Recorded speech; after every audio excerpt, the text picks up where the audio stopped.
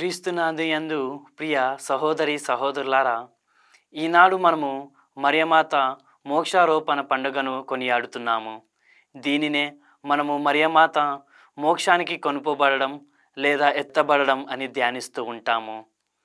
కథోలికుల విశ్వాస ప్రకారము మరియమాత ఆత్మ శరీరములతో దేవునిచ్చే మోక్షానికి కొనుపబడిందని విశ్వసిస్తాము. ఈ యొక్క పండుగ నుండి మనము గ్రహించవలసింది ఏమనగా, ఇదో గొప్ప అర్హత, అందరికీ దక్కేది కాదు. కేవలం దేవునితో ఐక్యత కలిగి ఆయనపై విశ్వాసం కలిగిన వారికి మాత్రమే ఇలాంటి భాగ్యం దక్కుతుంది. మరియమాత దేవునికి ప్రియమైన వ్యక్తి. ఎందుకనగా ఆయన మాటలు ఆలకించిన తల్లి, ఆయనను విశ్వసించిన తల్లి, ఆయన ఆజ్ఞానుసారము జీవించిన తల్లి, మరి ముఖ్యంగా తన కుమారునికి జన్మనిచ్చిన తల్లి. అయితే ఈనాడు మనము ఆమె నుండి నేర్చుకోవలసిన సుగుణాలు కూడా ఇవే. దేవుడిపై ఆధారపడి జీవించడం, ఆయన చిత్తాను చొప్పున నడుచుకోవడం.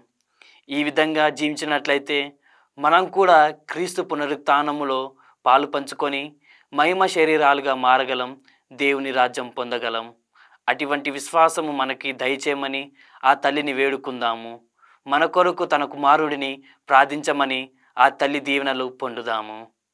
ఆమెన్.